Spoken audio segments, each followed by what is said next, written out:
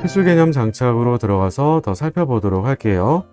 필수 개념 장착에서 제일 먼저 보고자 하는 개념은 일단은 우리가 갈바닉 전지와 전해 전지 차이가 나는 것들을 좀 이해는 해두고 가야 되잖아요. 어렵지 않아요. 갈바닉 전지에서 봤던 모든 내용들에 모두 다 반대다. 왜? 피자발적인 반응을 통해서 우리는 즉 외부에서 전기적인 에너지를 거꾸로 주입을 해줘서 그 덕분에 화학적인 에너지로 바꿔주자라고 하는 게 전해 전지의 가장 핵심 개념이라고 보시면 돼요. 그러다 보니까 전해 전지 내용들만 바로 확인해 보도록 할게요.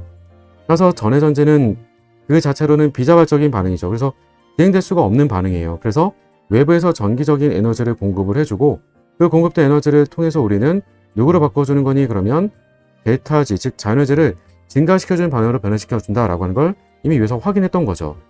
그런 것들을 우리는 흔히 충전이라고 얘기를 하게 되는 거고요.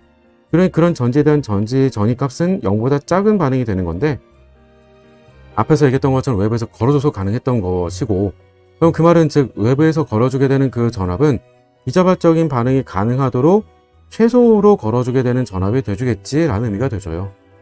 여기다 한 가지 더 주목할 부분 중에 하나는 전극에 대한 보를 결정해 주게 될 것들은 결국 전기 에너지를 공급해 주는 게 외부 전원 공급 장치가 전극의 보를 정해 주게 되고요.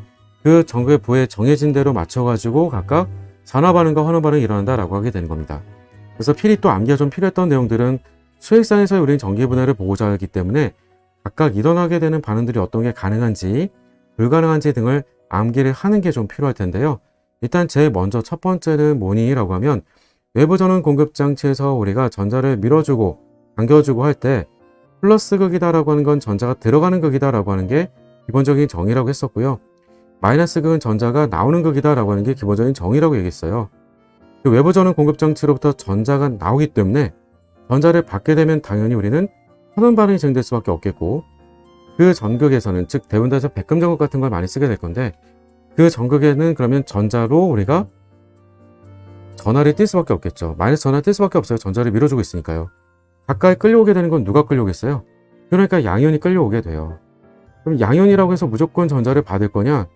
그렇게 양이온이 전자를 다 잘 받지만 않다는 데 있어요. 그럼 누구도 전자를 받을 수 있니? 그럼 물도 전자를 받을 수 있죠. 왜냐면 소 쪽은 어쨌든 전자 좀 부족하니까요. 그러니까 물이 전자를 받을 수도 있고 양이온이 전자를 받을 수도 있는 거예요. 그럼 둘 중에 누가 더 전자를 잘 받을까? 그럼 전자를 받는 능력, 즉 전자를 뺏어가는 능력이 큰 쪽이 우리가 바로 전자를 받아가겠죠. 반대로 그러면 전자가 들어가게 되는 극인 플러스 극에서는 어떤 반응이 일어나겠니라고 하면 플러스는 전자 들어가는 거니까 전자를 제공해 줘야 되는 거잖아요. 어떤 반응을 통해서? 억지로 산화 반응을 통해서요. 억지로 산화 반응을 할 수 있다라고 하는 건 즉 그 전극 연결된 플러스에 연결된 쪽에서는 계속 전자를 끌고 뺏어가게 되는 거니까 해당되는 전극은 우리가 반대로 플러스 하나를 띄게 된 형태로 우리가 달라질 수밖에 없겠죠. 그러니까 마이너스 하나를 띄고 있는 음이온들이 끌려서 달라붙긴 하겠고요. 그러면서 동시에 그러면 전자를 정말로 내주게 될 거니라고 하면 이건 좀 다른 얘기예요. 왜냐면 물도 내줄 수 있으니까요. 산소 쪽에서 전자 많으니까. 그래서 물과 음이온 중에서 누가 전자를 내주게 될 거냐, 이 서로의 비교를 통해서 큰 쪽의 전자를 우리가 줄 거야 라고 얘기할 수 있겠다라고 하는 거예요. 자, 그러면 이 두 가지를 우리가 서로 비교하는 데 있어서 수행에서 절대로 전기 분해가 안 되는 것들이 좀 있다는 거죠. 앞서 얘기했던 만약에 마이너스가 연결된 환원 반응이 일어난다라고 하게 됐을 때 환원 반응이 절대로 안 되는 애들이 있어요. 즉, 난 양이온으로 있으면 있었지 다시 전자를 받아서 금속으로 환원은 안 될 거야, 이런 금속들이 좀 있다는 거죠. 그 대표적인 게 바로 이쪽 금속과 이쪽 금속이에요. 그러니까 전해 금속들은 전자를 얻어서 우리가 환원될 일이 그래도 어느 정도 벌어질 수 있어요. 주면. 왜냐면 물보다는 약하기 때문에 그래요. 근데 물보다 훨씬 더 전자를 우리가 받는다, 즉 전자를 내주는 것에 대해서 훨씬 더 전자를 잘 주는 금속인 일쪽 금속과 이쪽 금속은 거꾸로 전자를 받을 일은 없다는 거예요. 그러니까 물의 환원 전이값보다는 작다는 게 되겠죠. 그러다 보니까 전자를 받지를 못한다라고 하는 겁니다.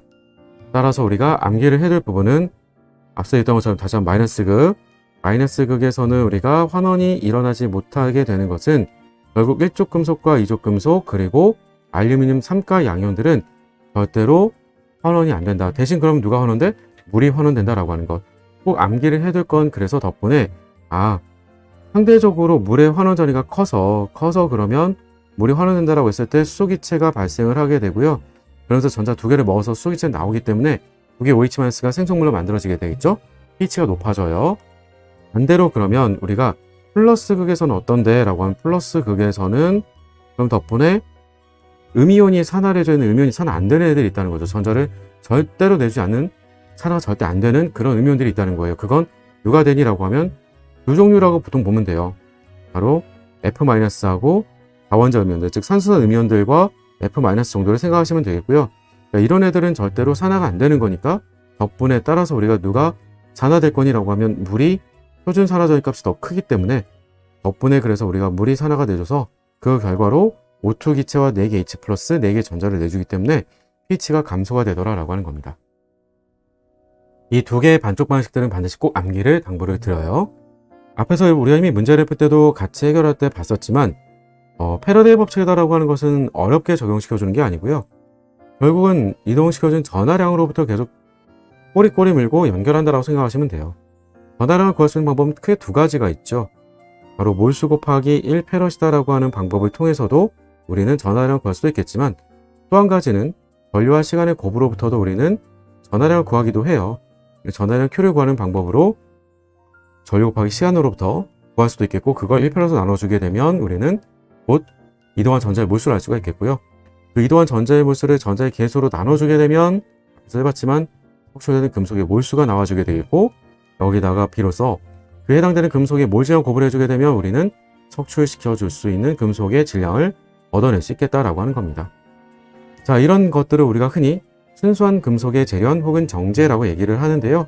그 관련된 것들로 아래쪽에다 그림으로 넣어드렸으니까 참고 정도해서 봐주시면 되겠고요.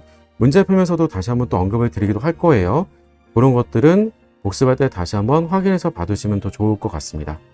자, 이제 이런 문제들 가지고 기출문제에서 어떤 식으로 적용되는지 바로 같이 한번 확인해 보도록 할게요. 지금 시작합니다.